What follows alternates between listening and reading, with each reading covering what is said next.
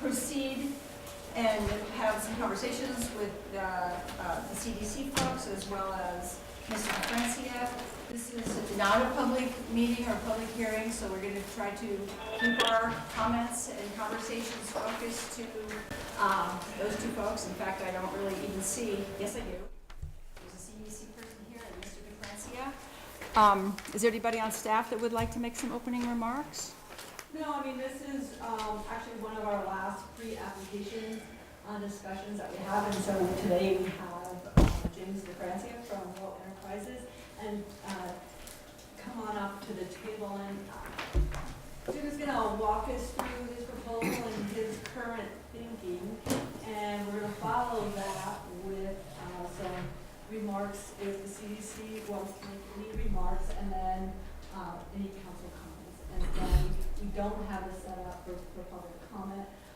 The other person that we have kind of in play is we have Bruce Kimmel. He's just on the phone.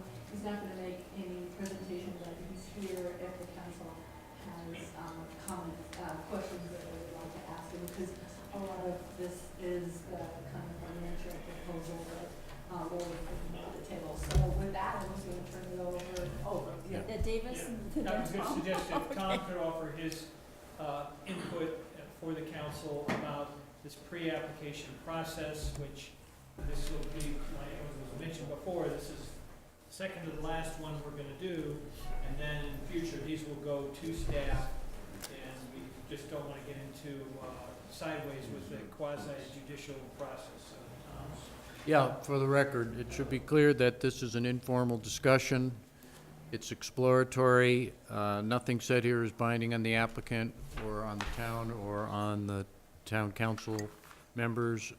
There is no pending land use application. There may be one in the future, and the council has to keep an open mind about any application that is submitted at that time, and be prepared to consider comments pro and con on any such application. So it's important to understand that the comments that are made are in that context. Okay, thanks. Susan, did you have anything else? I don't know no, All right, thanks, anything guys. Mr. DeFrancia, you have the floor. Thank you, Madam Mayor, members of the council.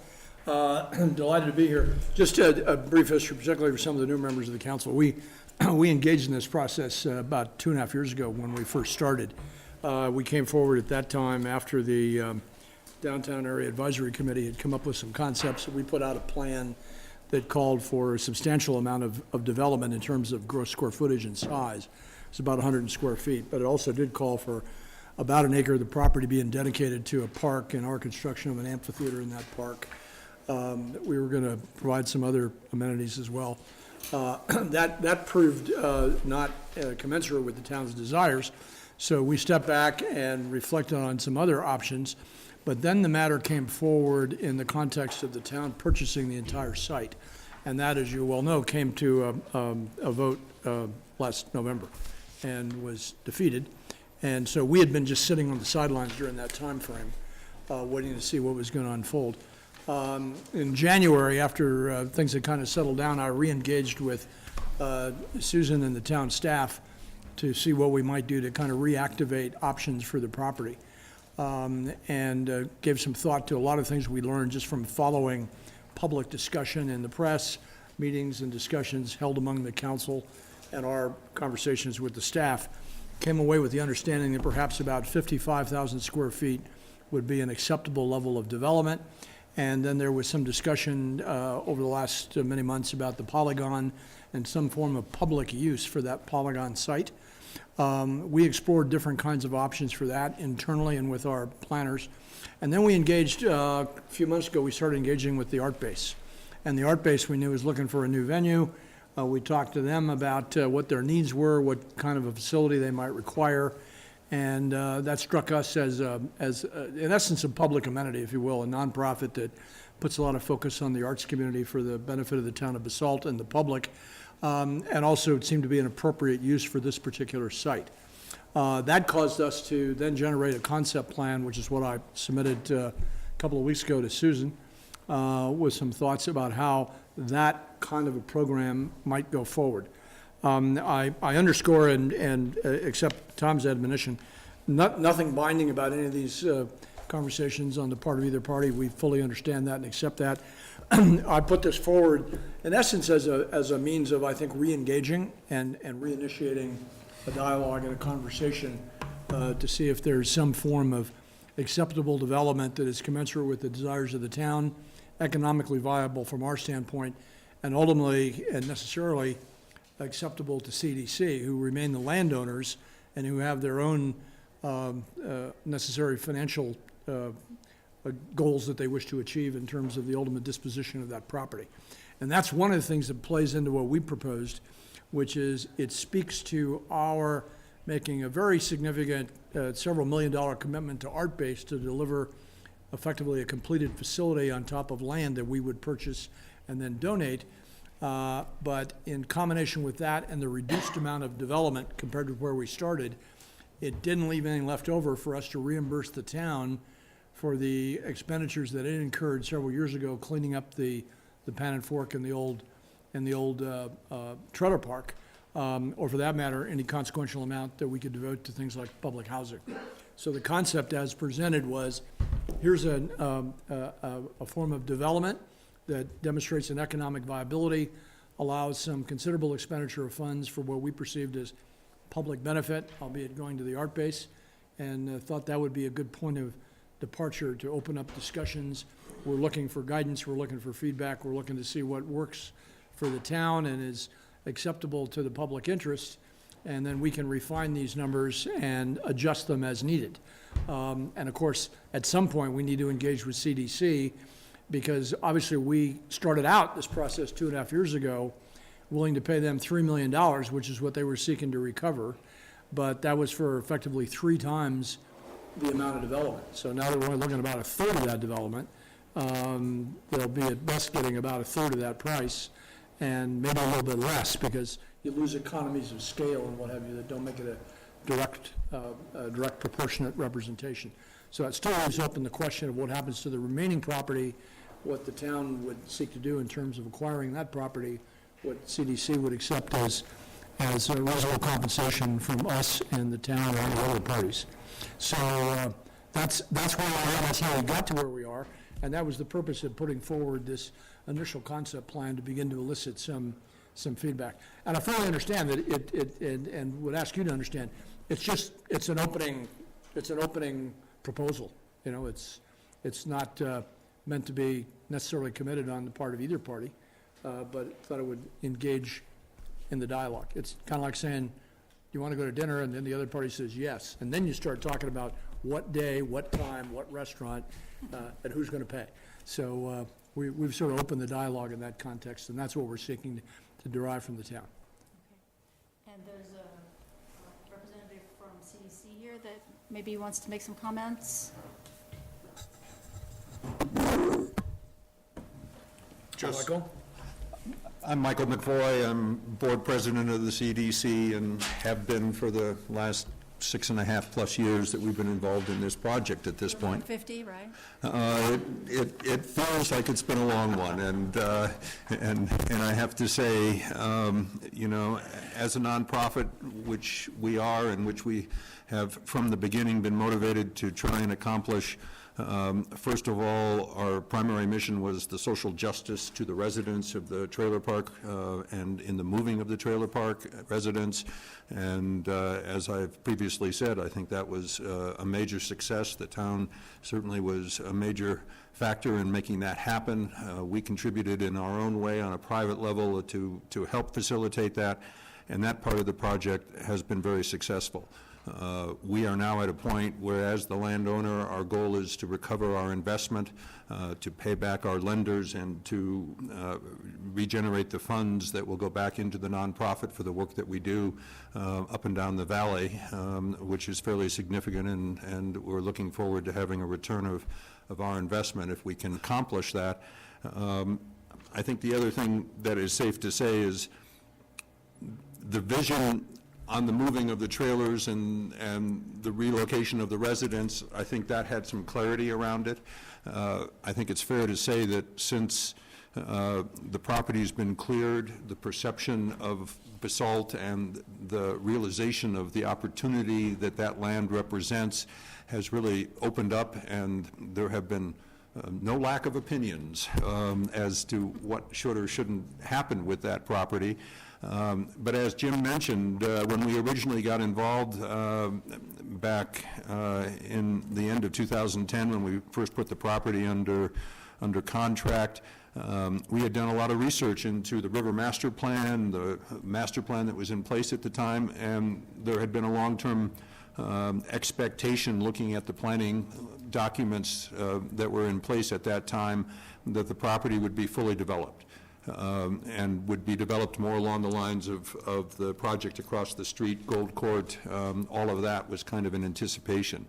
It quickly became apparent that that level of density, there were a lot of concerns about the river not being able to be seen, and what that size of development would do to downtown. And I think it's somewhat gotten lost along the way that while the expectations have been reduced, the amount of development that is acceptable to the town has been reduced, the amount of public use spaces, both in terms of a park and the Polygon and potential art base and other community-oriented uses, while that has all kind of come to the surface in the process that you all have engaged in with the community, it has also essentially put us in a position where the value of our land has probably been dropping, both because of the length of time it takes, which we have ongoing costs, but also because the value of the property is ultimately a factor of the amount of development that's approved for that.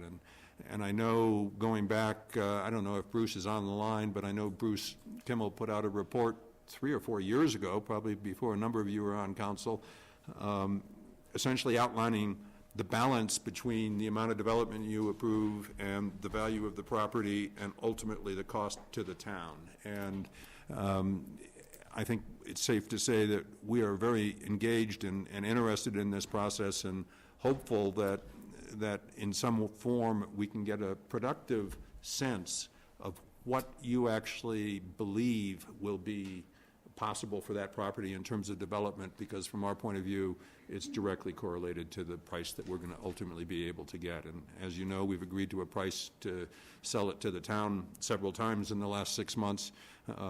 I don't know, having read the paper, whether the $400,000 that was there then went away and apparently is now back relative to the underpass. I don't know if that affects your finances or where things stand on all of that, but it'd be very helpful to have a sense of how the town is looking at the property going forward and what you see as its future, because we are anxious to help you realize that future.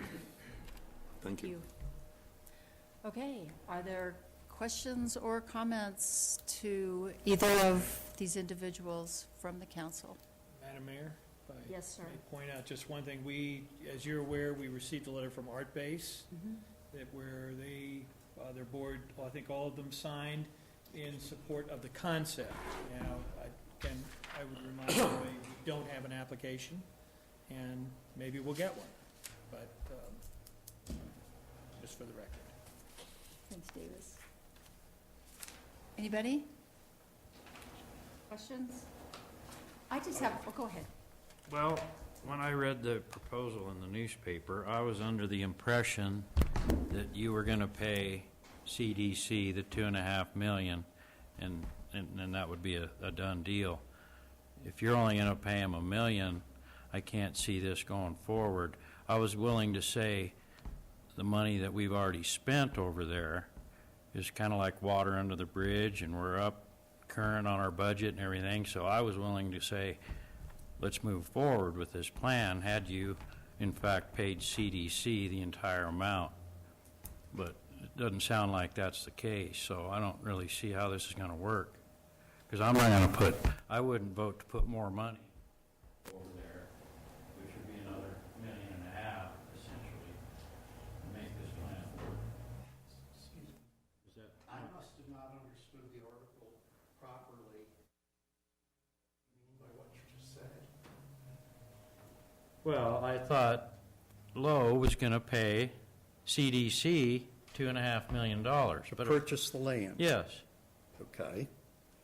now they're saying it's going to be $1 million or less. So the purchase price being offered to CDC is $1 million less, and the town is asked to make it. That's news to me.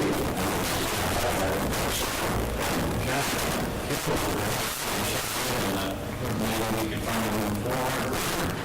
It costs the town to pay another $1.5 million or more, and that's just not in my.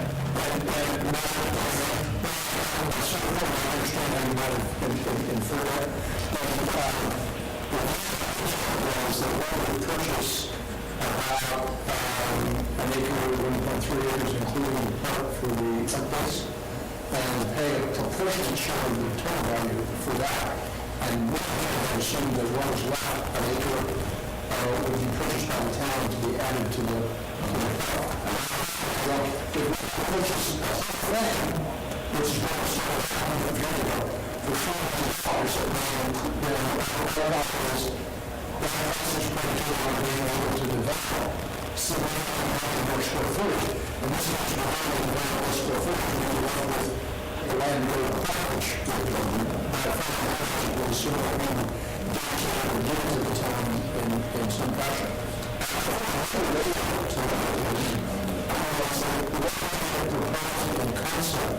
with the database, which is to solve the land in which it sits. Translates into a number. And they say 15,000 square foot sign, we can have that to what they call a plan, that's just, it's a function with all the function off the decorations and some furniture.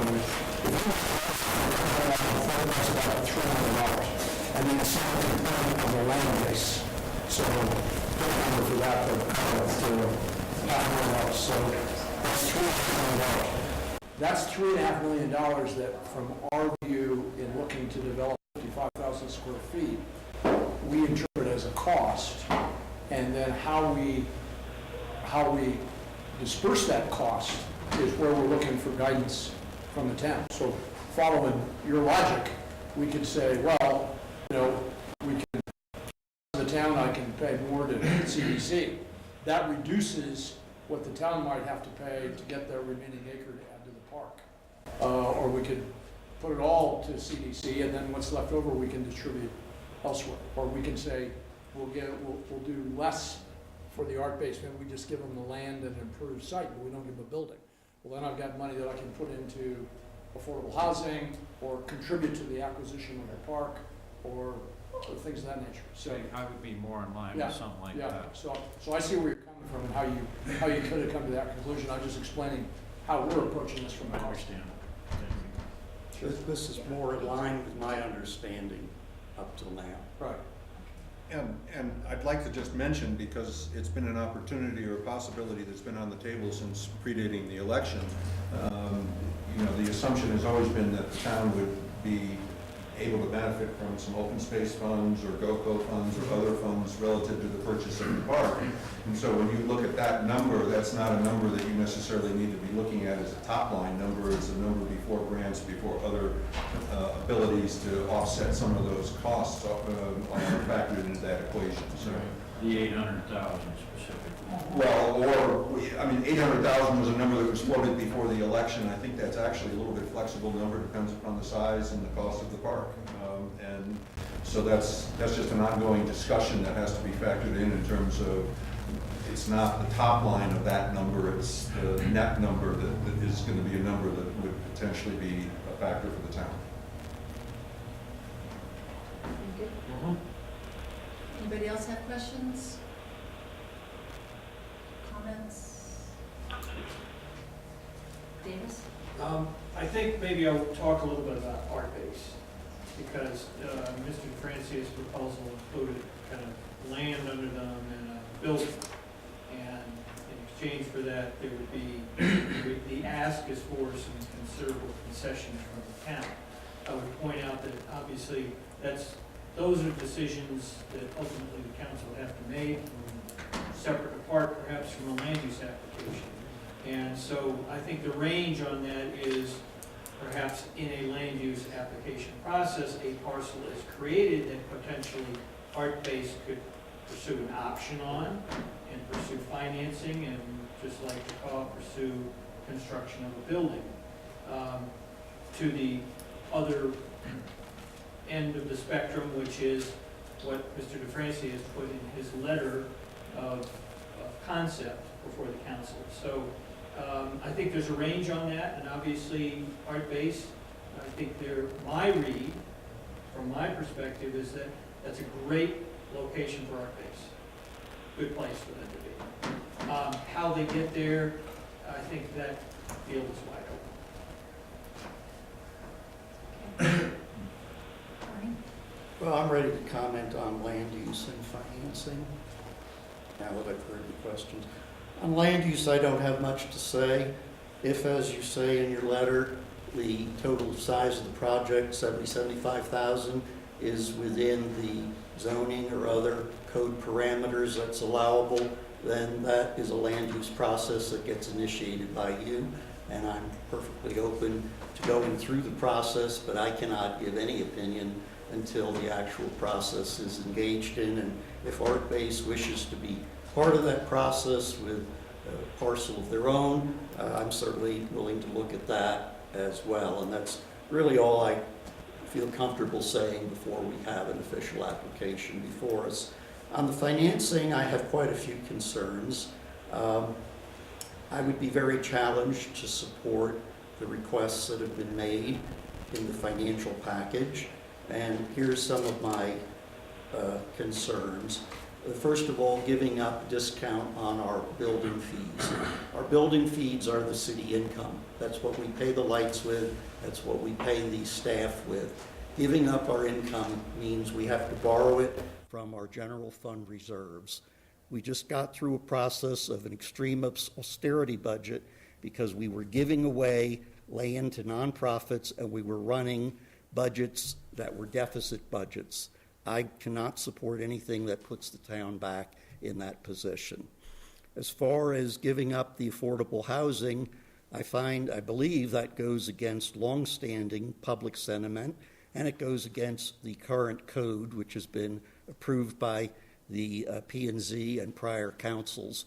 That affordable housing requirement has been reduced to where it is not the onerous thing that it used to be, roughly 25%.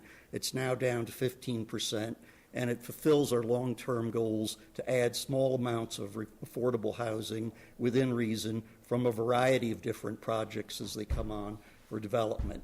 I believe politically that would be extremely unpopular to do away with the affordable housing and would cause just a great deal of extra controversy that doesn't need to be here. So that's that. On the $2.5 million Art-Based, I'm really quite surprised by it. This has not been in our process. This was never part of our town planning process. I feel like it's been thrown up at the last minute, and I really don't think we've had adequate time to digest it and consider. Here's some of my brief concerns, though. Number one, that's not what the original money was invested for. $2.5 million was invested to make that land available for development and park. And that was in the original bond language for the first $5 million that people voted on. There was always a desire through the process to see the possibility of nonprofits locate somewhere on the Pan and Fork, but there was never any commitment by the council to fund any amount for a capital project of a nonprofit. There was an openness to look at the land use planning to afford spaces for them. In my opinion, capital projects need to be the business of the nonprofit and work with their membership and outreach, raising those funds. I would be willing to consider some minor discounts to our fees because they are nonprofits and they are good amenities and they do add life to the town, but that's one of the few concessions I could see the town making other than simply looking at the land use and approving it if it meets the approval process. So I'm quite concerned that this $2.5 million that was invested for a specific purpose is not being returned to the town. I frankly just find it unacceptable that the town not get its invested money back directly, and then the council, at its discretion, decide the proper use of those funds. I am concerned about the size of the ask. This is 5 times the ask that we gave for the Roaring Fork Conservancy. We gave them $500,000, and this is a request for $2.5 million. Is the art base 5 times better run, 5 times more valuable to the community? It's a very good organization. It does good work. It's well run, but I don't think that the cost is at all justifiable. So those are my concerns. And one more is that we've had no public process on deciding that the art base goes there and would be subsidized, if it would be, which I'm against, by public town funds. If it's subsidized by public town funds, either directly or indirectly, there must be a public process approving that particular nonprofit. We go through this when we have our allocation of, we give a distribution to nonprofits, the town does every year, and we form a committee, and it's an open public hearing. We get 30 applications, and we make value judgments on how much and whom to award it to. If this art base involves any public funding, then it must go through a public and transparent process. So having enunciated all those concerns and issues, I would like to suggest a possible, in my mind, solution that would be fair to both parties. I believe that probably some reduction in what we get back, some forgiveness in what we invested, is in line with the overall our town planning process, in which I think it was always realized that the town would be investing more in this land than it could reasonably get back from the amount of development that it was likely to approve. And so this is just my thoughts off the top of my head, and is somewhere in the range of, we forgive $1 million to help you pay for affordable housing, cost to help you pay for development, and whether or not you allocate any of that to the art base would be up to you. If you do, we'd have to go through the public approval process. And then I would say we either get back $1.5 million, or if it's financially more advantageous, if you would simply transfer that 1 acre of park developable land to the town, and that would be the return of the $2.5 million combined to the town. Thank you. That's pretty. Anybody else have any questions or Comments? Yes, Jen. I'll just comment that I've made my comments very clear all along. Michael, since you're here in person, please consider bifurcation. And that's all along the same thing of everything that I've stated. Nothing's changed. And by bifurcation, for clarity, you mean splitting the property? Is that what you were talking about? If, without Lowe's involved at all, if there is an opportunity to purchase part, Subdivision. yeah. Basically subdivided, so the one part is left for us to acquire, and the other part is left for the town to acquire, or whoever. Right. Whoever, however, Yeah. yeah. And our position on that, just for the record, and I think we've said this before, but for purposes of clarity, we are completely open to whatever split. What we're not open to is essentially selling off one piece now and being dependent upon future approvals to determine the value of the rest. If we have an understanding as to what the value of the entire piece of property is, and it has value because it's in different pieces to, park, public, development, whatever combination of those, we're completely open to whatever subdivision, land split, or anything else. We're just reluctant to enter into a process where we sell off one piece and have everything dependent upon our ability to recover our investments and pay back our lenders, dependent upon something that's an unknown. And so, And you know what, that's great, because I will mirror from this seat the exact same comments back to you, that as well, it's uncomfortable to tie a development to the town acquiring a piece of property. And Okay. so, So, yeah. we're completely, I mean, we'd split it into as many pieces as is appropriate to make a deal happen, that it's an acceptable deal to the town, to us, to a development project, to a nonprofit. Have no limits on how far we're willing to go to subdivide or otherwise apply whatever land use process necessary to accomplish the overall goal. Anybody else? Well, I think a lot has been said, and it covers most of what I would say as well. I'm still consistently on the same page I've been for a couple years, where we all agreed, even the past council, that about half, 50% was going to be a park and 50% was going to be development. I would like to see exactly what Jen is talking about, a subdivision and separate sales. But I know that there are things hung up on that. I couldn't support public funding or taxing for parking or really anything else at this point. So I'd love to make it simple rather than more difficult, if that's possible. And that's kind of all I have. If that's Okay. all the council has, and do you have any closing remarks, either of you? Go ahead, Mike. I'll throw out a question, and this is a question that is actually a little bit tied up in some of the process. I think we have an understanding that when the CDC was working with the town to have the process of the first bond and all the river work done, I think we have clarity that the CDC hadn't agreed to pay any of that money back, that the money, any way of the town getting its money back was essentially a process of the development. And so that as the landowner, we can't afford to pay, have $3 million invested in the land and have $2.5 million to pay back the town. I would love, and I don't think this is the proper place right now, but I would love to come to a better understanding of how that number was evolved.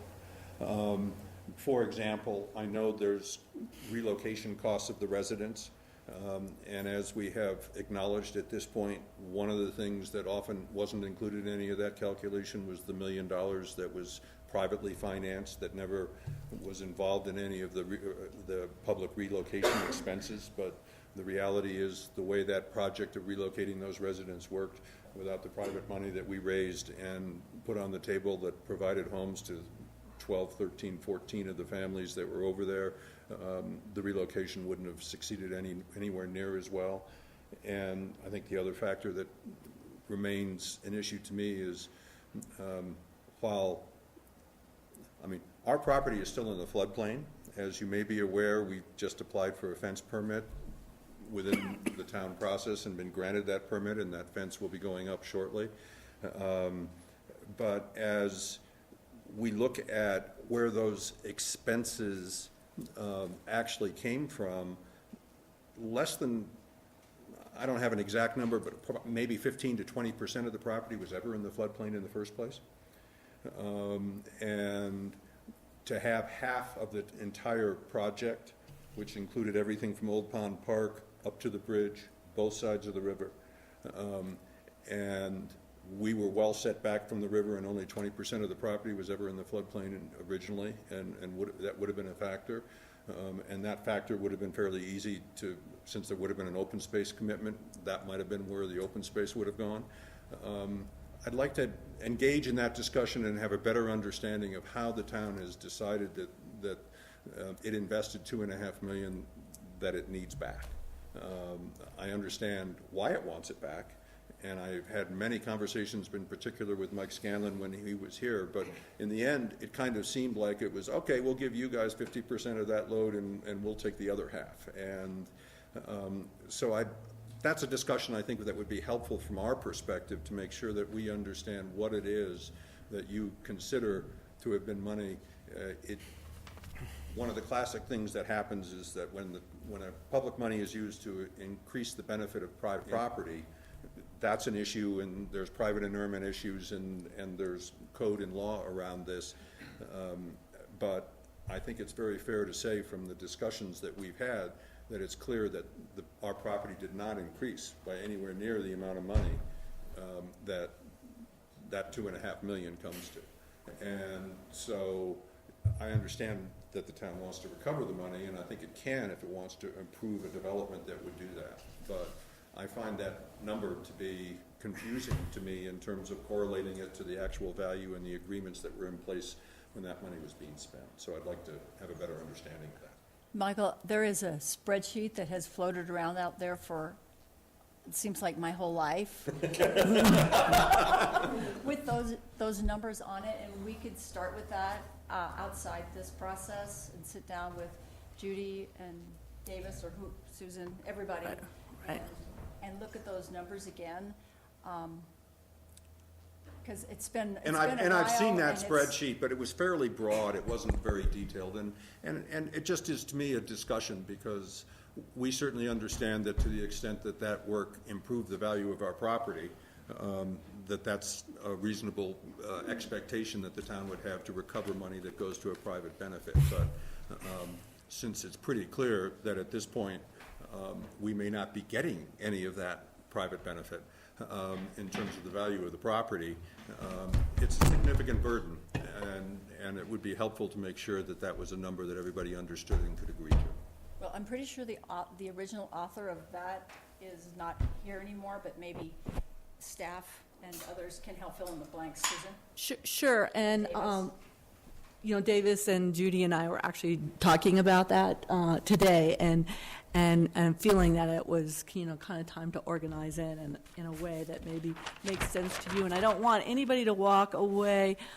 We can also kind of walk you through the floodplain information, but you might be confusing the floodway designation from the floodplain designation. So the floodway designation clipped, the floodway designation kind of clipped the west end of your property. That's probably the 25% that you're talking about. But the entire mobile home park, as you could kind of just stand out there and look, was actually in the floodplain. So we can show you the maps and go over that with you. Well, getting clarity around that would be helpful. Yeah, we can do that.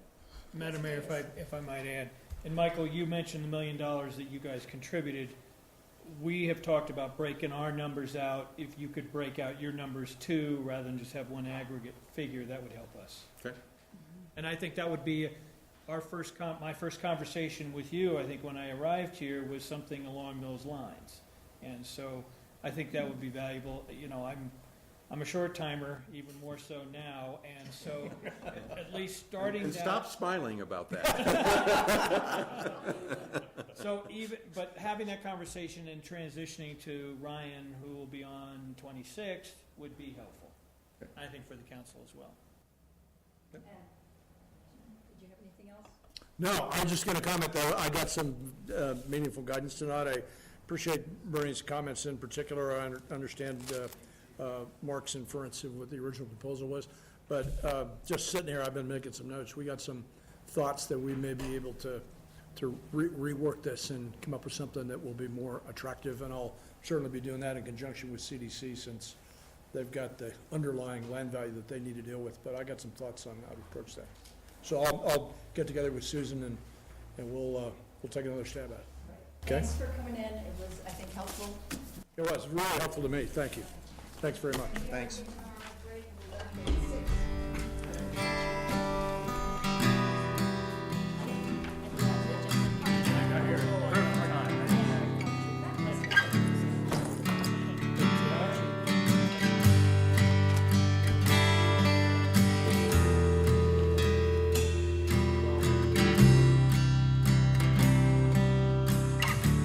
Here?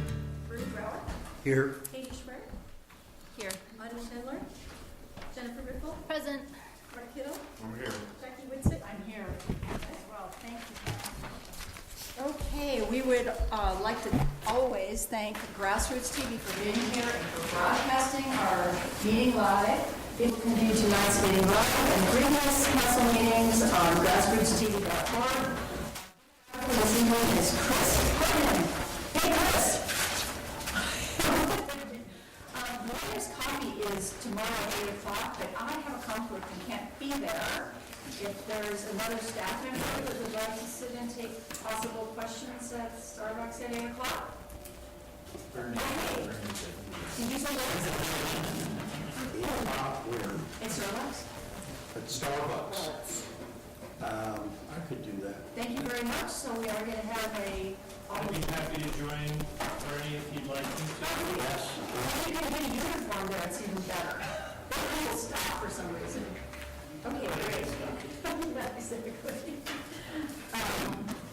So our first item is the consent agenda. There are a lot of things on there. Is there anything that council would like to pull off, have questions about, or shall we get a motion? Motion to approve the consent agenda is published. Second. All in favor? Opposed? None, thank you. Council and staff comments, reports, disclosures, and other reports. Yes, Jennifer.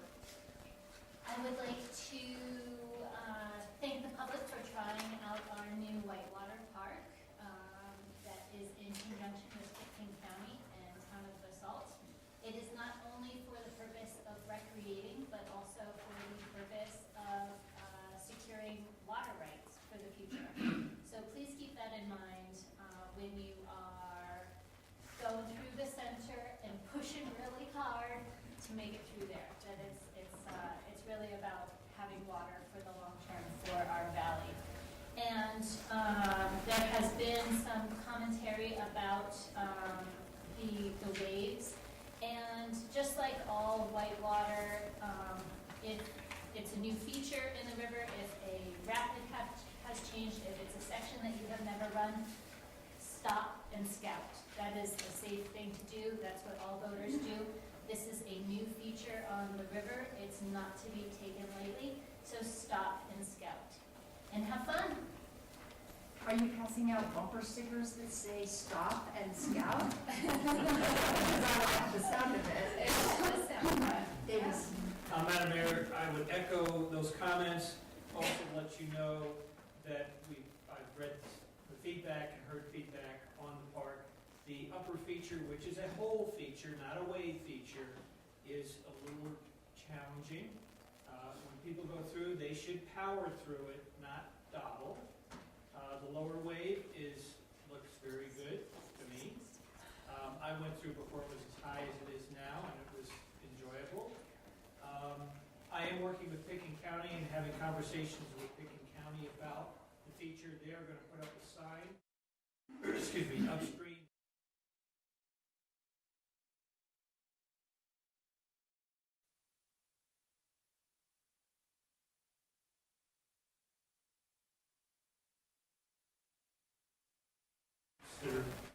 Around and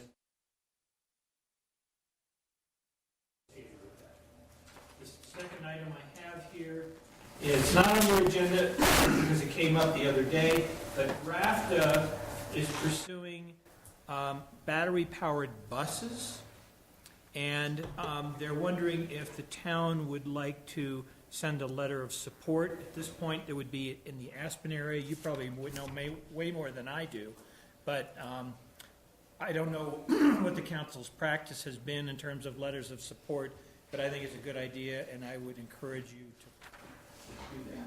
We always wrote letters of support for our underpass and other projects. Yes, so if that could happen, and do we have time to put it on an agenda, or should we just turn it around?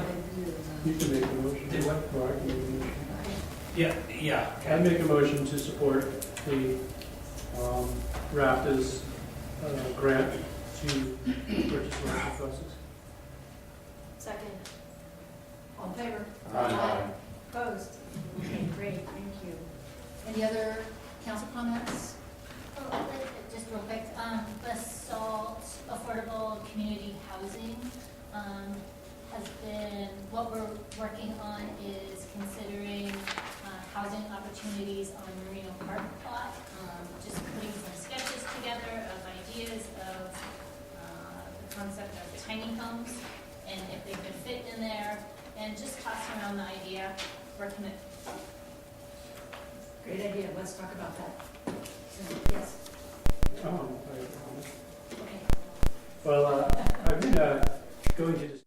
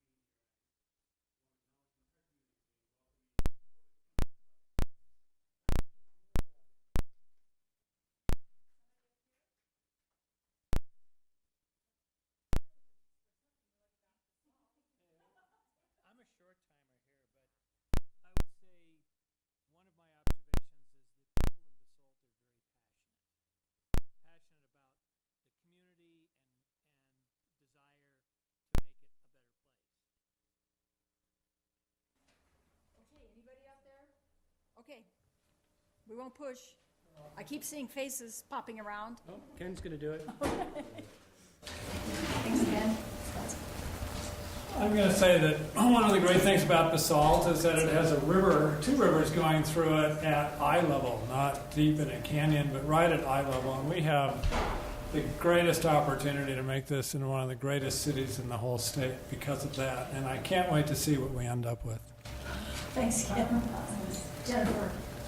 I really appreciate the adventureness of a lot of citizens that live here. I had an experience with a dog swimming in the river behind RMI the other evening, and he got sucked into an eddy, and it was a swift water rescue. And we couldn't have saved our dog if it weren't for a young woman who had been walking by that was willing to hold our hands so that we could get in the river and save our dog. And that's community, when someone's willing to put their hand out there and anchor you. That was a good one. Okay, going. Any last thoughts? Thank you guys so much for coming in. And you might have to come beat us for a few meetings to make sure that we continue this because it's worthy of our attention. Well, and one thing, I'd like to make a motion that we do start our meetings with, a reminder of why Basalt is so special. So I'm making that motion. I second that. All in favor? Aye. Opposed? So thank You didn't vote. I did vote, so That is great, So guys. thank you. Thank you so much. Thank you. Go and make the world a better place. Very nice.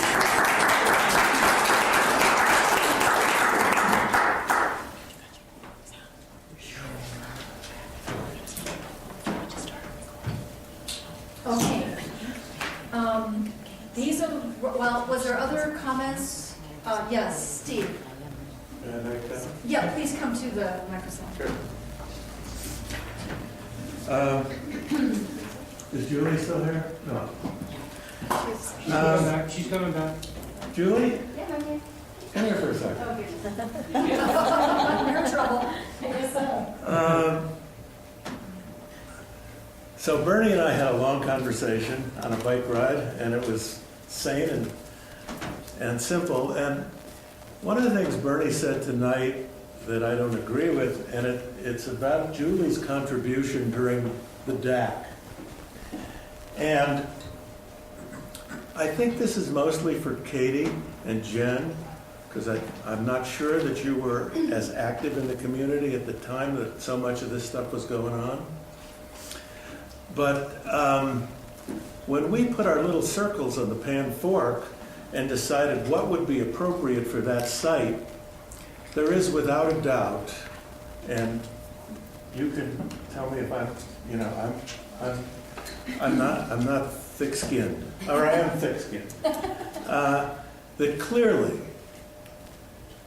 the art base in the Polygon would have absolutely served beautifully in Julie's exercise during the time that we put all those circles on the map and said, what would we like to see on this piece of land? And Jen and Katie, and what I'd like to say to you guys is that the Polygon as a portion of property, which Jim said had a value of about $500,000, was not accounted for in terms of who was going to pay for it or what the town was going to do for it. The only amenity that you had come up with, as I remember it, was a restroom. That was the only amenity geared for the Polygon. I think that's true. I don't think there were any other amenities. There might have been some discussions, but the only drawing was a bathroom. The truth of the matter is that we have an opportunity not only to create an anchor and an identity for our town in a wonderful location, but it will also provide public amenities like the restaurant, like the rooftop bar, and so on and so forth. So there's so much else that could be considered as you think about what's been presented to you by DeFrancia. The other thing is that you'll all of a sudden have a portion of Lions Park which will become an asset to the town. Right now, we kind of give it to the Wiley or to the art base. But otherwise, there's so much that you might consider that becoming. And so when I look at this, and I go through this, and it's hugely, hugely optimistic, and I'd like to buy into this. But I have a little bit of a problem with progressive vision. I know a lot. Steve, can I interrupt you just 1 second? Yeah. We have asked people to try to keep it Okay, around 3 how many minutes. minutes? Nobody's How many timing. minutes have I done? Nobody's timing tonight. All right, well, let me know when I hit it. Nobody's So, timing. what I think would be important for you as a council is to verbalize not what you're not in favor of, but rather what you are in favor of. What do you see Basalt's identity becoming? Because if you can't buy into the possibility that we would have a fabulous nonprofit right in the middle of our town, then we're really missing the boat. Thanks. Thank you, Steve. Hey, Pam, could you start the timer if there's one? I do have the timer, but we've been having sound Okay, issues, so all right. I haven't. that Anybody was not else have any forwarded. comments? Okay, thank you very much. So now, items for our consideration, Whitewater Park maintenance, responsibilities, and direction. And James?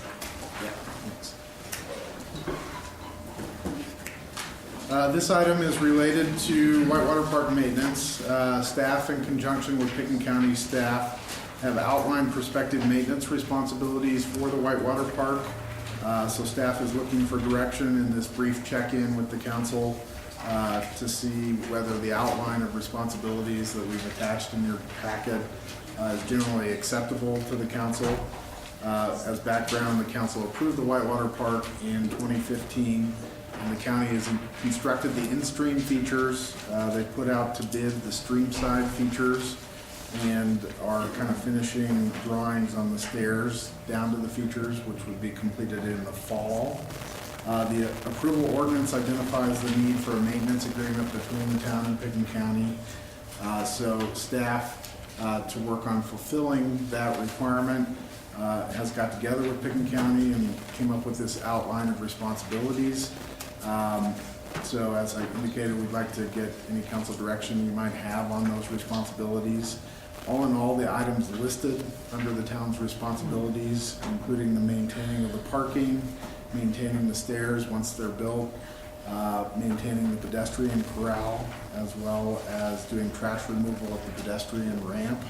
Will add about approximately $1,500 per year to the town's budget, which was an estimate that Public Works came up with in discussing it with the planning staff.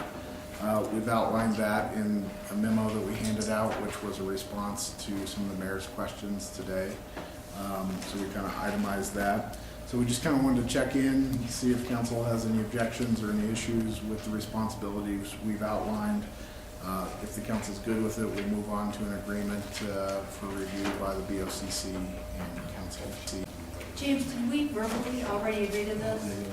We have not verbally agreed to it. We said we would come to the council, check in, see what kind of concerns or issues. Not even with the county, we didn't say anything?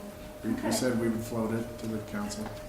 Yeah, we sat down with county staff and went through this and Okay. kind of at a staff level said, this looks like it covers it, so we better check in with you. I mean, it's sort of in the weeds in operations stuff, so I guess what we just need to say is, okay, on the money. I mean, I think if somebody wants to get into the detail, they need to meet with staff outside of this meeting. But otherwise, or unless there's something that's jumping out Or at send you. us an email, whatever. Sure. Any thoughts you have, we would welcome, and we will put those into a document that will come back to you for a decision. We just want to make council aware we've got an outline out there and moving forward. Okay, thank you. Okay, thanks. Okay, the next item is public hearing and second reading of ordinance number 10, an ordinance of the town approving the lease agreement for construction and occupancy of a performing arts campus on the town park art center tract in Willits Town Center on property owned by the town. Susan? Okay, I think everybody knows that consideration of this lease was supported by the ACG report, which the council reviewed at the May 9th meeting, along with kind of a framework of how we saw the financial piece moving and some of kind of the deal points on the lease, and we decided to decouple the real financial resolution for a later meeting. So this only really deals with the lease. I identified 2 discussion items. One was the deadlines for Takah's performance. In other words, those are the deadlines by which they have to get land use approvals, get a building permit, get the CEQA. And the motion at the council's last meeting, you did not change the deadlines that were in the lease. This version here just changes one of them, and it just changes the deadline for obtaining land use approvals to say that it's sketch plan approvals by the summer of 2018 and not final land use approvals. And the reason that we did that is it does give the COG more time to kind of pick up the lessons that they're learning on the temporary and make decisions on the how it affects the building itself. And I just wanted to note that one of the reasons that we didn't change the other deadlines is really because those deadlines are in the council's control, pursuant to that section, paragraph 3D. So we thought there was some advantages in really giving the message to COG that we wanted them to work towards these deadlines, and then we'll know if it's justified to extend them at that time. So that's that piece. The second piece was that Tom Smith had recommended, and then council, it was a discussion with the council also, there was this paragraph 20 that dealt with what happens at termination of the lease for whatever reason. And the original language required the town to buy the building, to do an appraisal, and Tom had pointed out that maybe we want to rethink that. And the council that was a big part of the discussion at the last meeting. We had several versions of this paragraph, a lot of discussion, painful discussion going back and forth, and at the end, the COG kind of agreed that it made most sense for them just to turn over the building automatically with no financial consideration after closure of the lease. And Jody, if you really want to know the reasons why, I'm sure that Jody could provide additional explanation on that. It wasn't because I drove a hard part. It has to do with land leases and how land leases work, et cetera. But we also amended the ordinance to include that COG has to do quarterly reports until a building permit, which was a discussion at the last meeting, and we fixed a few typos in the lease. So we think we're ready to have a public hearing and approve the ordinance at second reading. Do you guys have anything more? By the way, welcome, Jody, Ryan again. Welcome. Thank you. Did you have anything else? Thank you. No, we're excited to move forward after many months, and Michael will tell you, many years of working on this.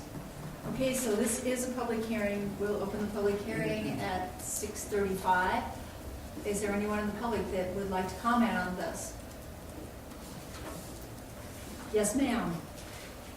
Please come to a microphone. I know we're having problems with the audio. Getting out to the We're going to public. hope that something comes out of your mouth that goes Hopefully, in there. can you hear me? I just want to say I am very much in favor of the arts campus at Willits. As I have said before, I think it is just such a great benefit to Basalt.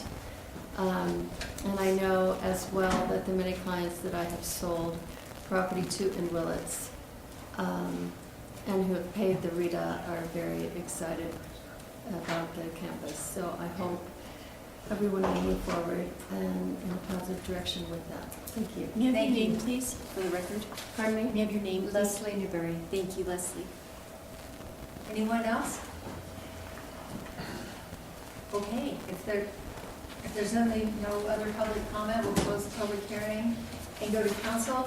And I wasn't here at the last meeting, I don't think, right? So was there anything hanging out there or ongoing on this that anybody wants to bring up?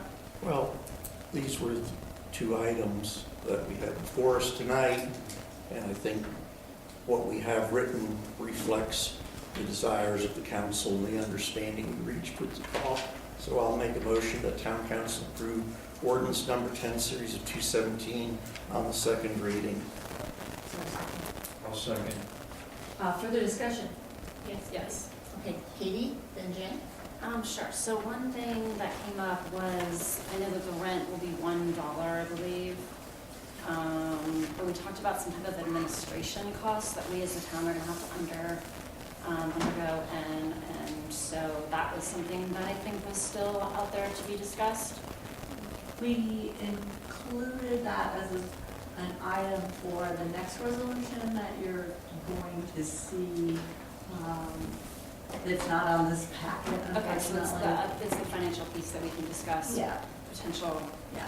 Okay, and then my other one is related to the Part 20 improvements on termination, and that the town, is it 20? The Yeah. termination where we take ownership upon violation, abandonment, mutual agreement, expiration, etc. Is there anything in this agreement, in this clause or otherwise, that if there was something like this in which the town takes the parcel and building back, that we do not require any liabilities in terms of like outstanding debt or any obligations that the 501c3 or current tenant has? Well, I don't know that we can control what they do. I just want to make sure that if we are then taking upon a building for whatever reason we take upon the building, that we are not in any shape or form inheriting a financial concern. Want to comment on that, Kevin? Theoretically, there's the possibility there could be debt secured by that building at the time you take it over, and there's nothing in the lease that prohibits that. What I think you would imagine is that if this is a 99-year lease, if we're in year 90, 95, whatever, no bank is going to lend money against that. Now, if we're in year 1, hopefully a bank will lend money against that. The only situation where I can imagine that you're going to take over the building with debt that hadn't already been paid off is if there's some, I mean, I doubt we're going to fail to pay the $1 per year rent, but there's got to be some other breach of the lease or something for some reason for you to kick us out while there's still debt on the property. That's my concern. And I don't know what that could be, because obviously we can pay you the $99 worth of rent up front. So I don't know what that technical. Like debt to construct the building? Right, I mean, we've been Like having what? conversations Yeah. about significant debt that's being taken on. I'm not There- really worried about year 95, because I guarantee I'll be dead by then, and will I be gone? And who knows what this town will be like. But I'm concerned about year through 10 to 30, in which you're gonna have significant debt on the parcel. There will likely be significant debt. I don't think the debt would be anywhere near, I mean, the loan to value that we're looking at in best case scenario is 50%. So, and that is at the worst case scenario, and then that gets worked down quickly with contributions as the building gets built. I'll chime in on that. There's two kinds of donors that I know of, and when it comes to a project like this, you've got donors who want to get in early because of the excitement, and there's a whole set of donors who want to get early when the ground is broken. And in my experience, it's typical to secure a construction loan, begin construction, and you get a flood of donations to offset that debt. And it happens fairly quickly. So I'm very confident that we will be able to do that. And that's great, I appreciate your confidence, but I have to look out for the town, and I want to make sure that whatever in this lease protects us, that we do not ever acquire debt on that parcel. And so if you could have some security in this Well, document. you have security in the sense that you don't have to take it. Jody Thompson. I'm sorry. Yeah, so, follow up on what Jody and Ryan are saying. It's hard for me to imagine a situation where debt in the form of a loan or financial security could exceed the value of the building. I don't know how that can realistically And I agree, and I totally understand that. I was once upon a time a banker. I understand loan to values and all of those things. But I don't care if there's 100,000 or if there's 3 million. I don't want the town to take on a penny to cause debt on this parcel. I don't think that's fair. Well, I don't think you can get a guarantee that they won't have any debt. The question would be whether it's secured by the property or not. Which If is it's gonna have to secured at a level of debt, the town didn't want to be responsible for that debt, the town just declines to take title of the property. Another worst-case scenario that I could think of is if there's a judgment lien against the cost. Say, somebody cracks their head open and gets $1 million judgment against the call because of some problem with the building. And they could file a judgment lien, I suppose, that would be the debt secured by the property.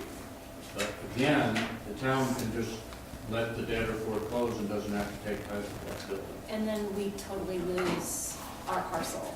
You don't lose the land is unaffected. Land But is it not, does doesn't not matter secure. because the building's lost on the land that we own. So Well- we therefore have lost our land. You've lost, no, I don't agree with that. You've lost the land. We've lost the use of Someone it. has taken over the property that only has a use on it that is a fur art center. Well, I'll just say at So this the point in town's holding the time- cards, so I don't see it as a loss at all.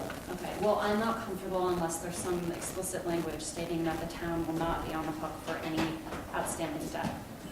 Yeah, I don't think there's any, I don't have a structure there. Jennifer. I fully am 100% in agreement with Katie, and it is, I'm concerned about this iteration. This is our first time discussing it. It's a change from the first. It's sliding in at the last minute, and it really needs to be thought through because this can be a giant financial liability for the town. In regards to if the building automatically comes back and the land comes back to the town, and it's valued at $7 million, or it costs $7 million to build, the town, and the value of the land at this point in time is $1.28 million. It would be very, very challenging for the town to turn around and to attempt to sell it, to recoup the costs. And demolition costs would be very high, let's say if something else wanted to happen on that parcel. And so there's just, it's not fully, it's not watertight, it's not airtight, and I'd like it to be. This is part of our responsibility as a board is to ensure that we are looking out, not for ourselves right now, but also for ourselves 10, 15 years down the road. As well, in addition to the aspect of the quarterly reports on, let's see,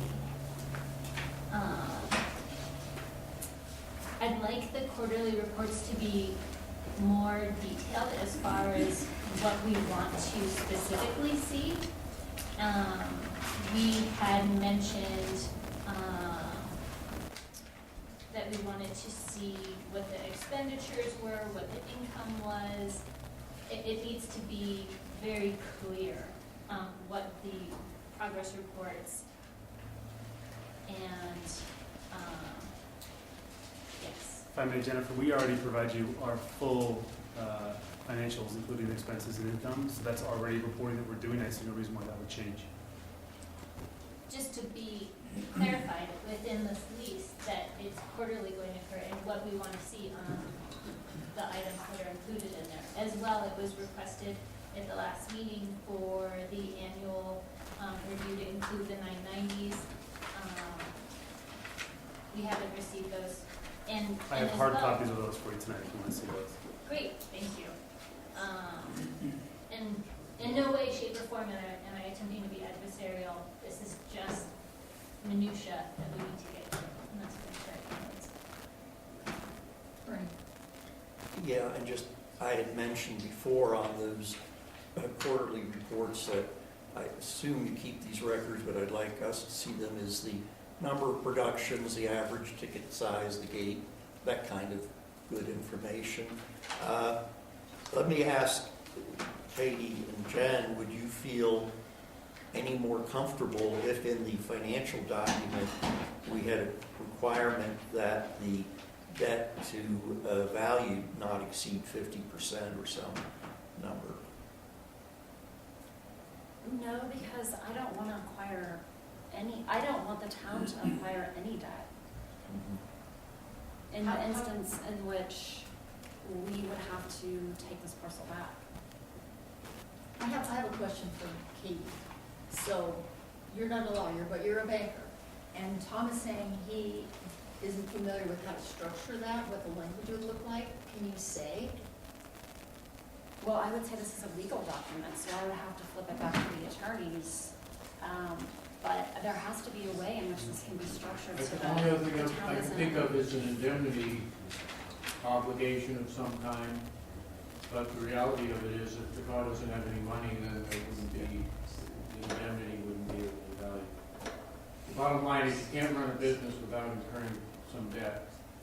And anytime there's a debt, there's a possibility that that debt could be converted to a lien against the property owned by the debtor.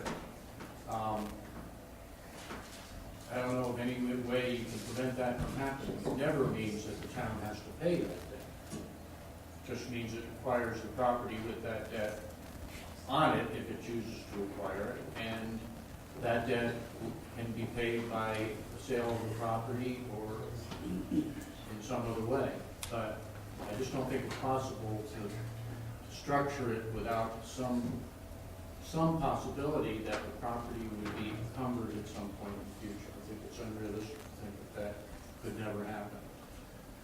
We could ask for that they indemnify us against any liability, but even that, like I say, I'm not sure how far we go. Mr. Edwards? I don't really know where to start.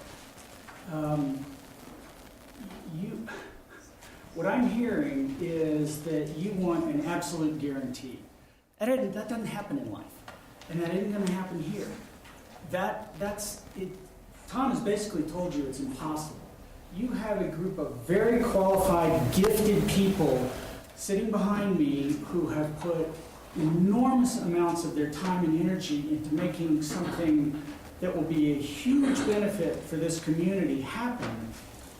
They're willing to give up their time and energy and make this happen. And what Tom's telling you is that, yeah, the town may have this tiny, minuscule, not quite airtight risk that the town has to take. You know, when you look at those scales, it's like, wait a minute, we get this enormous potential benefit that a lot of people have put a lot of money into in this RETA. It's not tax money. We heard a lot of stuff about tax money last time and your fiduciary obligation to protect your taxes. It's not tax money. No, and it can't be used for anything else. To allocate appropriately, but you can continue, please. What? Continue, please. Sorry, I didn't mean to talk while you were. This is very, I'm sorry, I'm getting a little frustrated. You know, it seems like there's an attempt here to kill by tiny little cuts. And it just doesn't make sense, because this would be a great benefit for your community that we can talk about before every meeting. Okay. I'm going to let Jennifer go, and then we need to circle this back around because we need to vote on this or have a motion to continue it, whichever. Jen?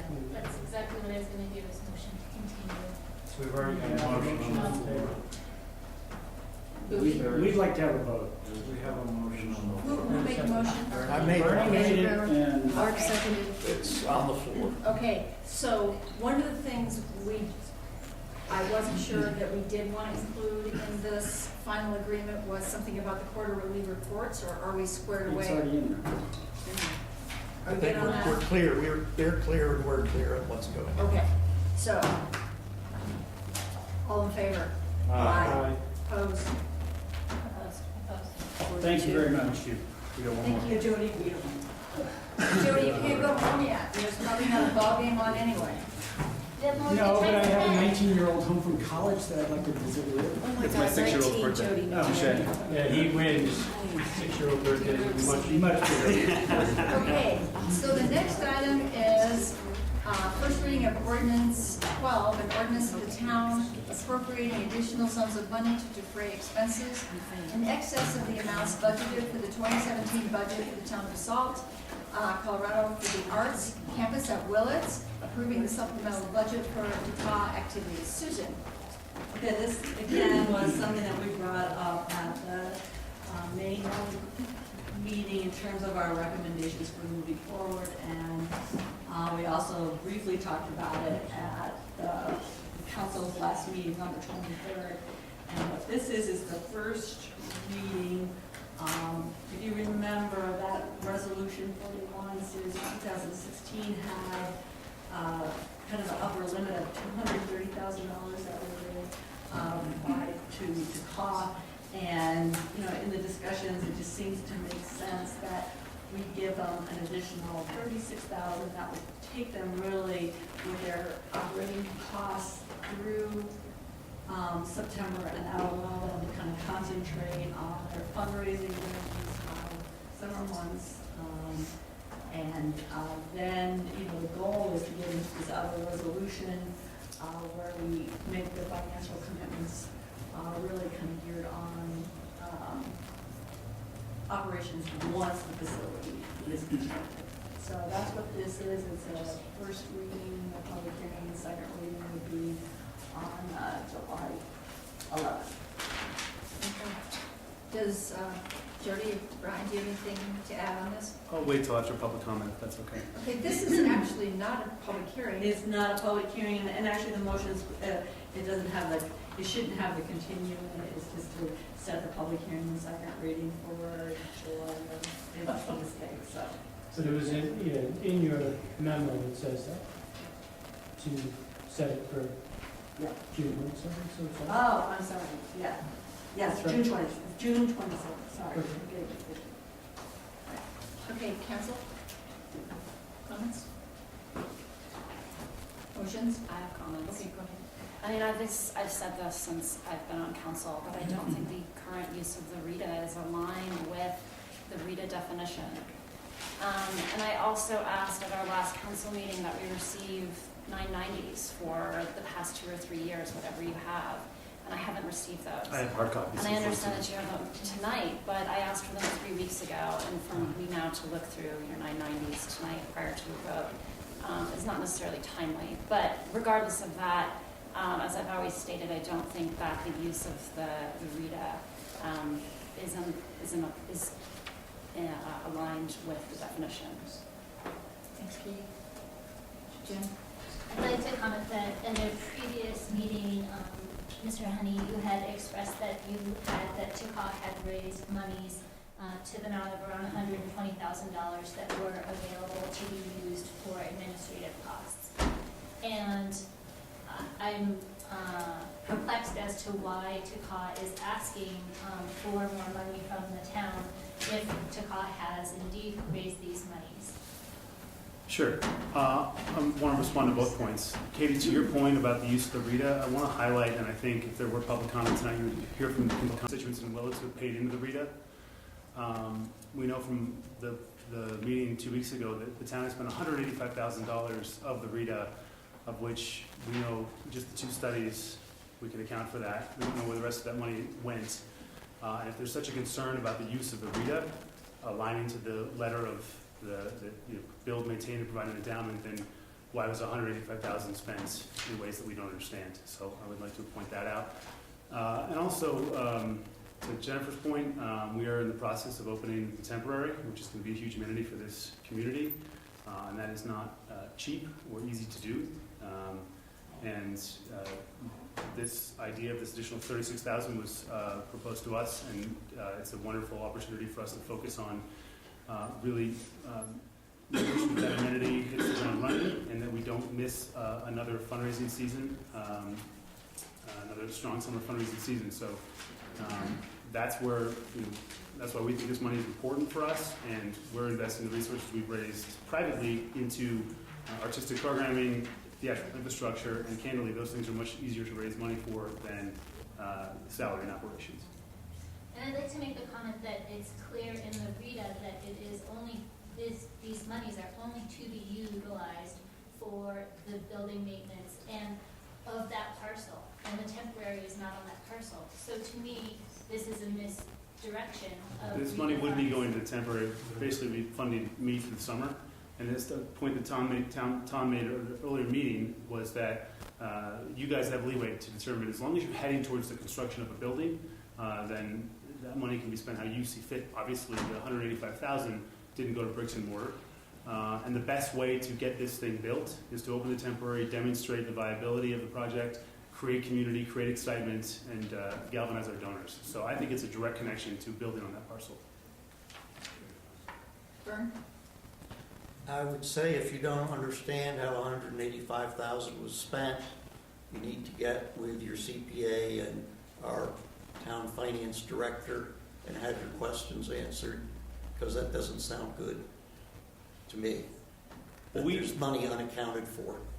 It's all been accounted for, and I think you need to understand it to your satisfaction. We've looked for that, and that is Well, a priority. We'll follow up on that. Yeah, follow up on that, because think we need to that would belabor concern me if that were the case. Other than that, I simply have to agree with Ryan's argument that if we want to make Takal real, this temporary is the first and most real step we can take in that direction. Jim? I'd like to reiterate Katie's comments from previous council meetings that I fully agree with, that a majority of our nonprofits in the Roaring Fork Valley have started and done grassroots and have not had substantial to the amount of the levels that Takal has received from the town of Basalt. And I cannot support further giving more money towards an endeavor that is not being sustained on your own. It is a partnership, but the partnership feels very one way. There's not a whole lot to yet coming back. And I am excited about the temporary, but I would have hoped that that would have happened so long ago with the other over $100,000 that Takal has received. Anybody else? Is there a motion? Mayor, I move the town council approve ordinance 12, series of 2017 on first reading and continue and set the second reading and public hearing for June 27th. Second. Further discussion? That was ordinance 13, right?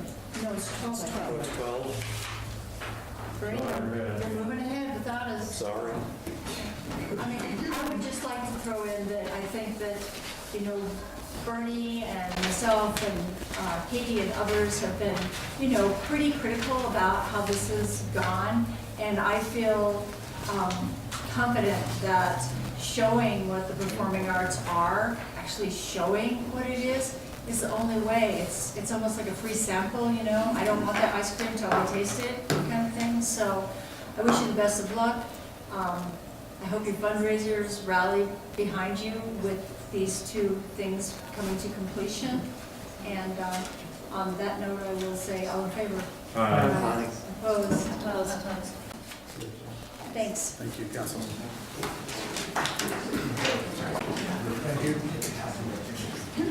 Okay, we have public hearing and second reading of ordinance 11. An ordinance of the town approving a new easement and construction license agreement at 240 Cottonwood Drive in order to widen the sidewalk on the east side of Cottonwood Drive. I just have a quick question for the AV people. Is our audio working yet? We're recording here. We may have to Somebody texted me from home, they couldn't hear. They can't hear it out there in public. Okay, that's all right, just check it. But when we post it, it will have sound. Okay, great. James, sorry. That's okay. I distracted myself again. Understood. This is a continued public hearing and second reading of an ordinance that would approve of an easement agreement and new construction license at 240 Cottonwood Drive. And it would allow for the town to widen the sidewalk between the school campus and downtown on Cottonwood Drive on the east side.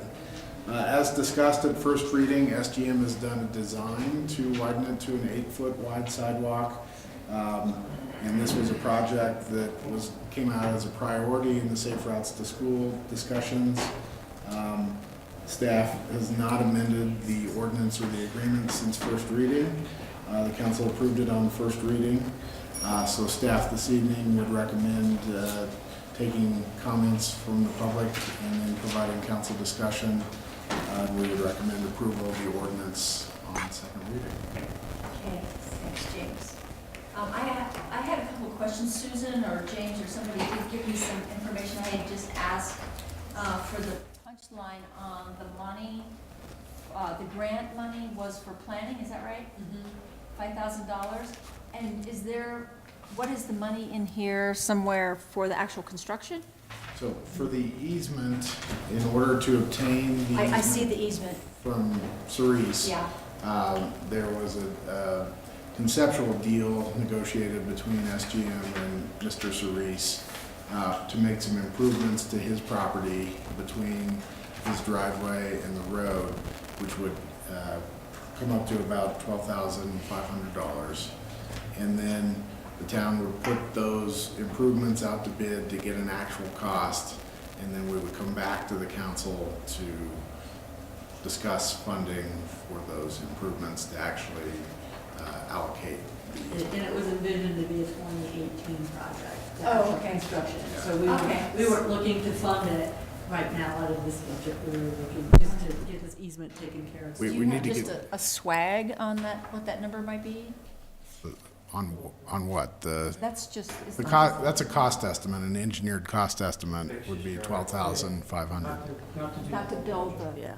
Okay, so we won't get an estimate until 2018? No, we're gonna get that as part of our 2017 work, we're Right. getting a Okay. cost. We're gonna put it out to bid, get an actual cost for a bid, and then we'll know what the actual amount is and come back to the council. I think I get it. Okay. Yes, Jen. James, can you elucidate me on the cost to the town to re-engineer the sidewalk to less than 8 feet wide?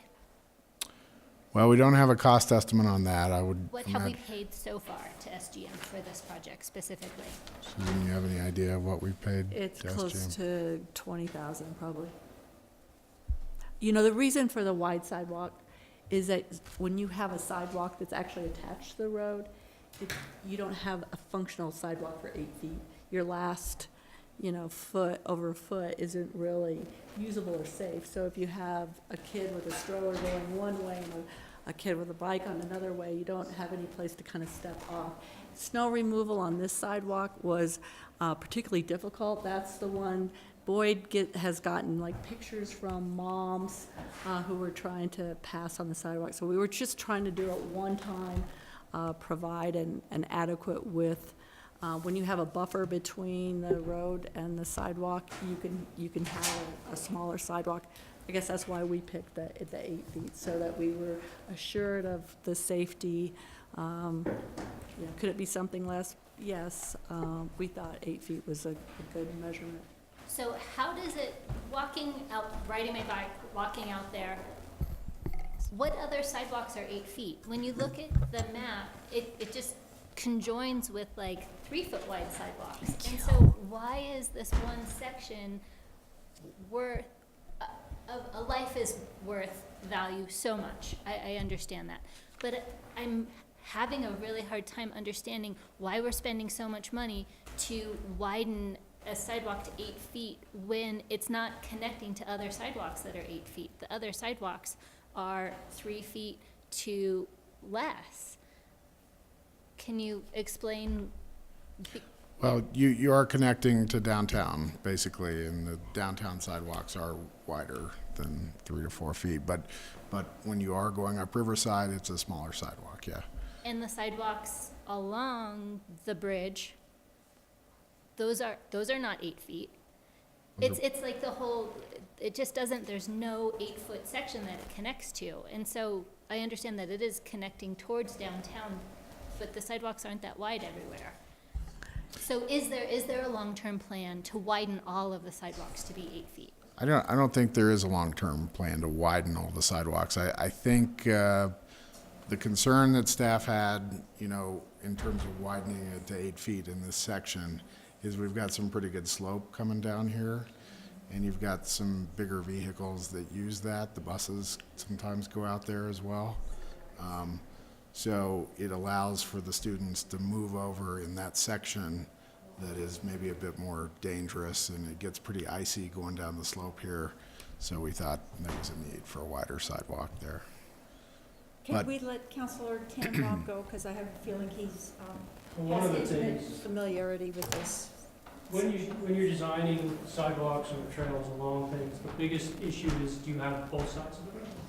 And if you do not, you want, if all the traffic has to go on one side, 8 feet is kind of our minimum for trails, because of the fact, unless there's a topographical constraint, 8 feet is our minimum, because that's how safe it is to pass, especially attached to a road.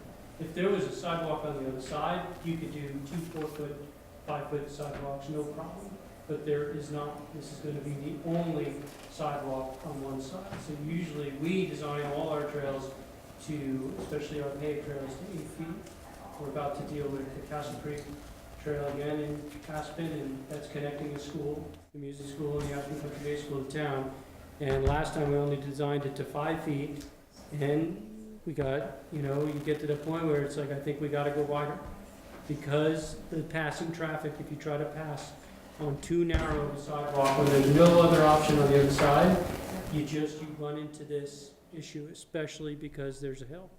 And there's gonna be people moving downhill and uphill, so that's usually, if we go by AASHTO guidelines, which are the American Safety Highway, they've done things on trails all over the country, and they look at 8 feet as kind of the minimum for these shared use paths. But obviously topographical constraints, financial constraints, all of that go together. Now, in the future, I would like to see a lot of our sidewalks in town widened, because if you try to bike on our sidewalks, some of our sidewalks do not work well for biking. And if you're gonna put them in the street, our streets better be wide enough with safe bike lanes and everything else. Not all of them have that. So, we should be designing our trail infrastructure, which all these sidewalks are basically these trails. We should be designing them to a standard. Now, what that standard is, the town can totally decide.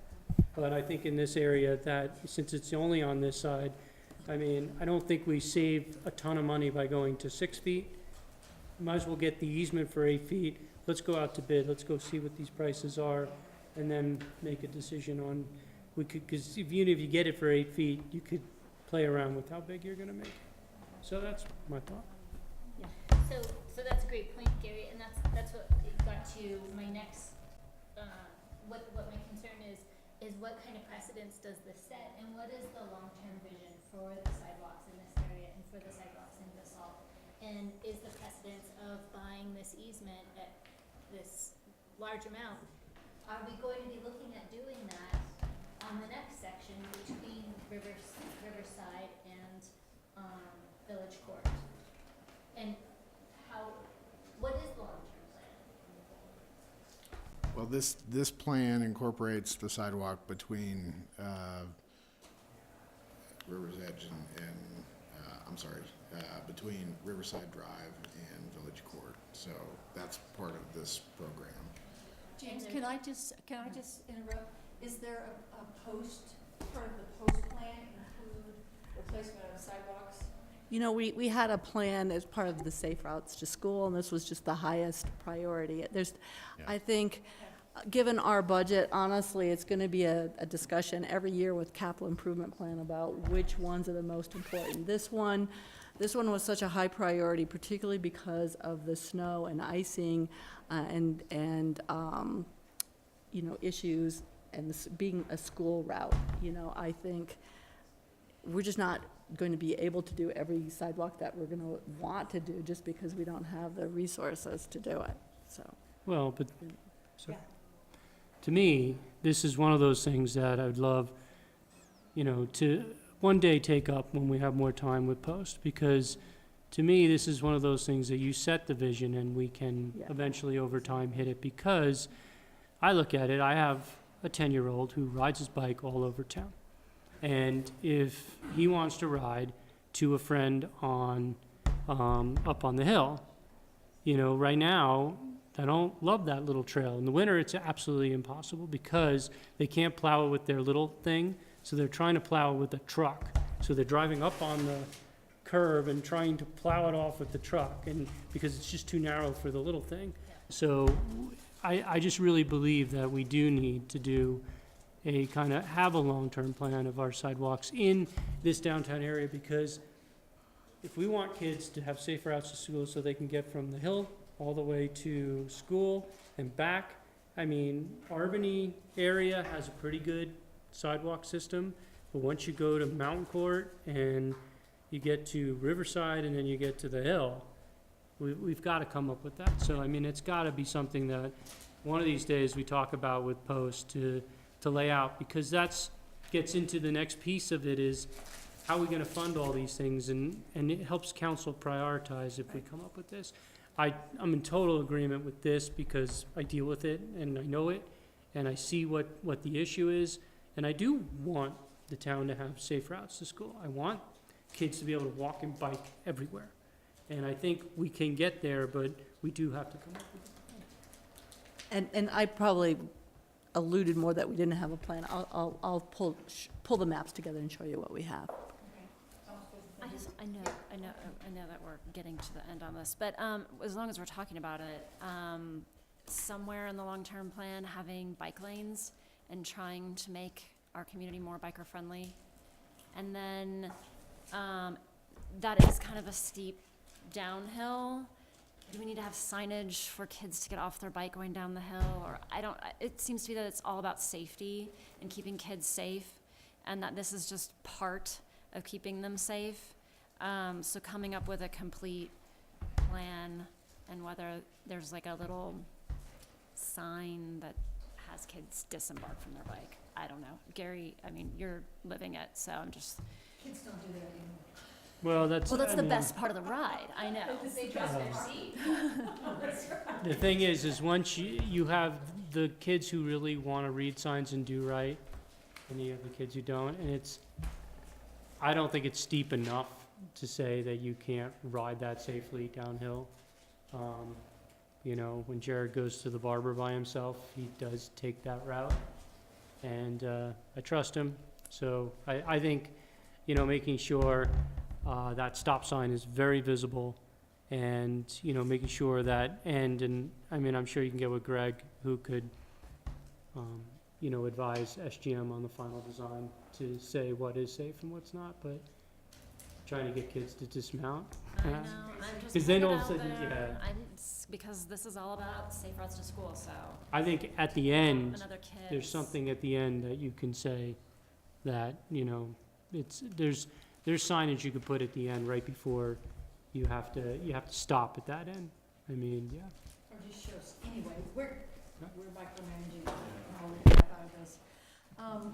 One thing that this is reminding me, though, for everyone to think about, is Ryan's gonna be on board here soon, and I have a running list for our retreat, or to help us all remember, I'm sure Susan and James do, and everybody else, about things that we have just gotten behind on, or we would like to be working on, that, you know, 5 or 3 interim managers just can't get a hold of. So if you don't have a list, start a list, because this is the kind of stuff where if you don't ever put it on a list and you never make it a goal, never happens.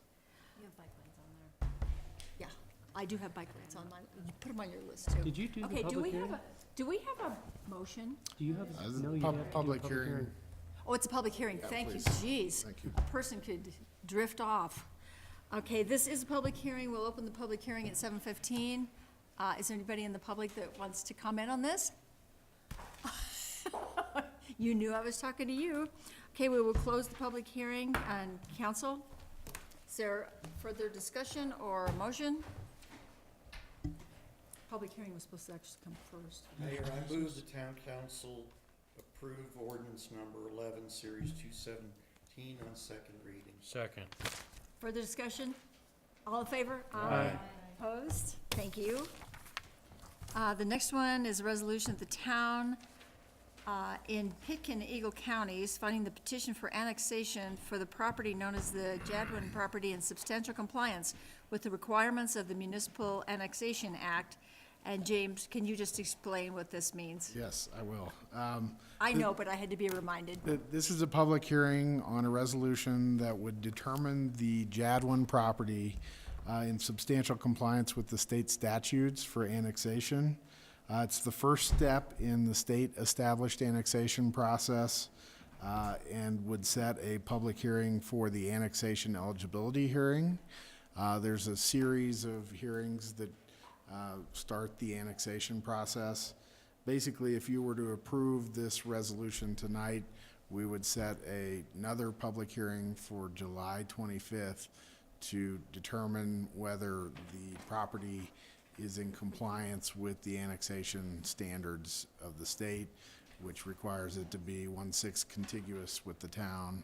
It requires in the town's regulation that it be in the urban growth boundary. The property subject to the application is in the urban growth boundary, except for this little finger piece that comes out. They're only proposing to annex the piece that's in the urban growth boundary. They're proposing to annex in conjunction with their development application for the RV resort that the council got a preview of about a month ago. So this basically just starts the annexation process. It requires the applicant and the town to do noticing to special districts as well as the 2 counties that the property's in. And the town, in reviewing the annexation petition and the annexation map, believe that they are compliant with the state requirements. So staff would recommend hearing any applicant comments and then taking public comments and providing council discussion. Comments, it would just be comments in reference to whether or not there's Annexation. substantial compliance. Yeah, the annexation petition complies or map.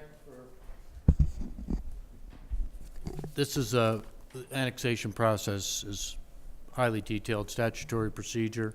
This step is only to determine if the petition has the proper factual statements in it and not an evaluation of compliance with the annexation requirements, okay? So staff has reviewed the information required by statute submitted by the applicant and found that the information is in the petition.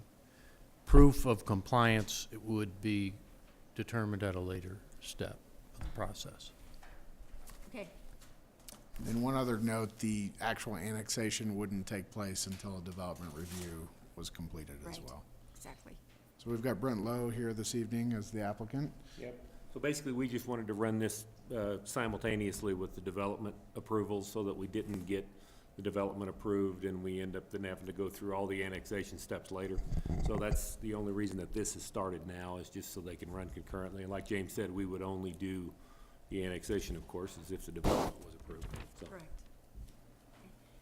Any questions? Yes. I just have a question about the annexation. So once annexed, always annexed, or does annexation go with the approval?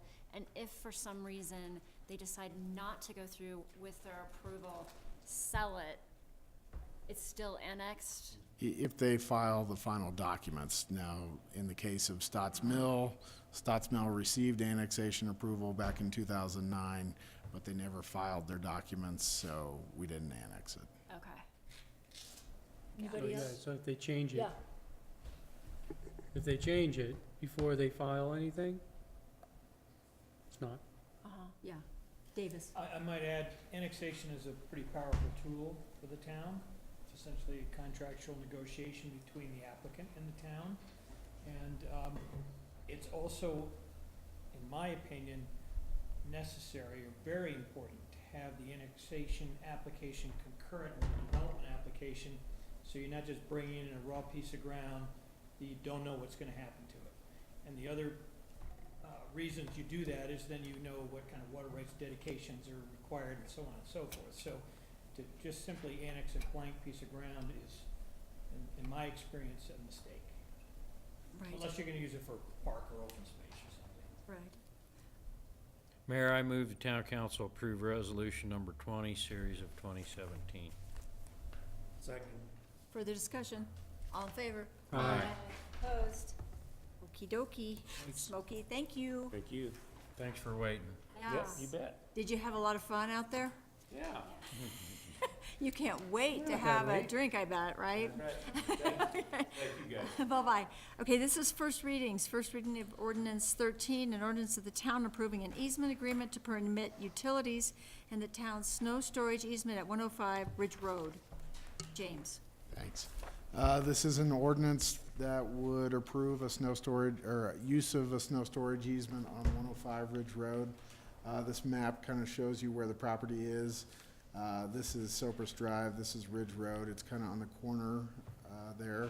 It's a vacant property, and it's got a significant snow storage easement on it. There are currently telephone pedestal as well as electrical utilities and a transformer that are in this area. The applicant would like to construct a driveway in that area. It's basically the best place to enter the lot because the rest of the lot kind of has a berm up against Ridge Road. So town staff consulted with the Public Works Department. Public Works has indicated that they very rarely use this snow storage easement. And so they thought it was acceptable to allow the applicant to put utilities in it. So staff has drafted an agreement which has language indemnifying the town if our use of the snow storage easement were to damage the utilities in any way. It's a 10-year agreement with the ability to automatically renew it. Staff believes that it is acceptable. Staff would recommend taking public comment, providing council discussion, and we would recommend approval of the ordinance on first reading. The applicant was not able to join us this evening, but he did indicate that he was in agreement with the language of the easement agreement. Is this a public hearing, James? It is a public hearing. It says it's not. That doesn't indicate that it is, so. Staff would suggest taking public comment if we have any. Is it a public hearing, though? It's only a first reading. It's first reading, so no, And there's no one here. nobody here, so. Okay, so, thank you, James. Questions from council or comments? I have a quick question. Yes, Katie. Are they paying us for this easement? No, we haven't required them to pay us for the easement. Have we in the past asked people? We could require them to pay a nominal amount if the council feels that's appropriate. But you asked if others have paid? We haven't in the past. We haven't in the past. But they will have a license agreement. Correct. Are they paying any fees to go through this process? They are not paying fees to go through this process, no. They should pay it like. Jen? Susan, Jen's got her hand up.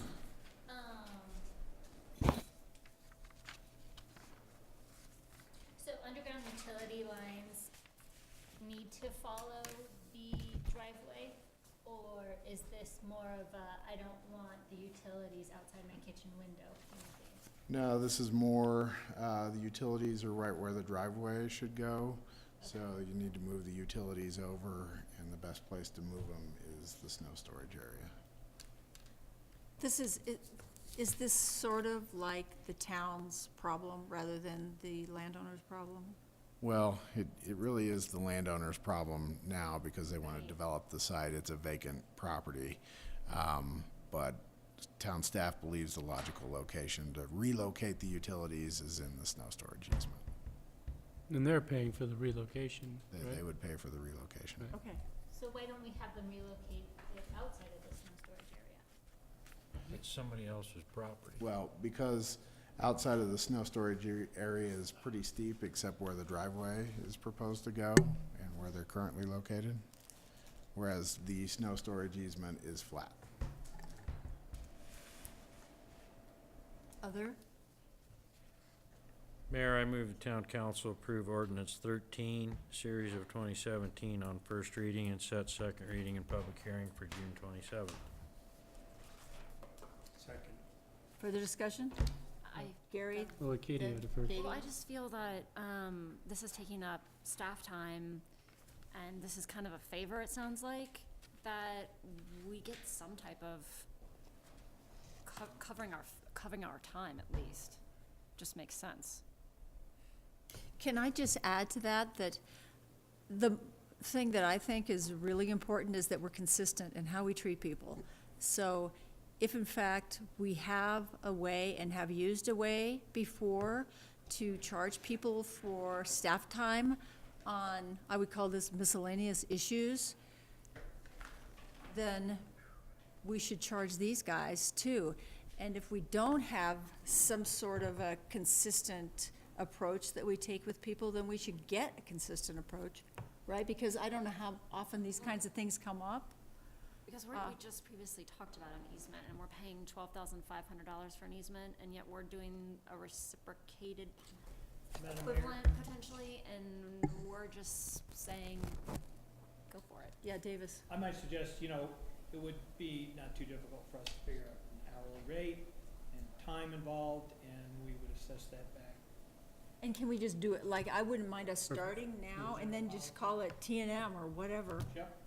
Okay. It's not unreasonable for the town to, where somebody else is the beneficiary, to say, we want to recoup our costs and stay whole. Yeah, and then that way we have something to fall back on, that we don't say, well, you charged him, but you didn't charge that one, and I just, So we will bring something back if it's appropriate at second reading and just say, here's perfect. what the easement would be. That sounds good. And that's a policy going forward. Yeah.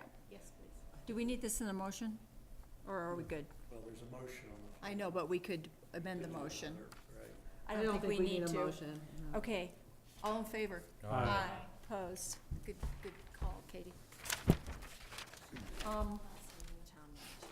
Is that all?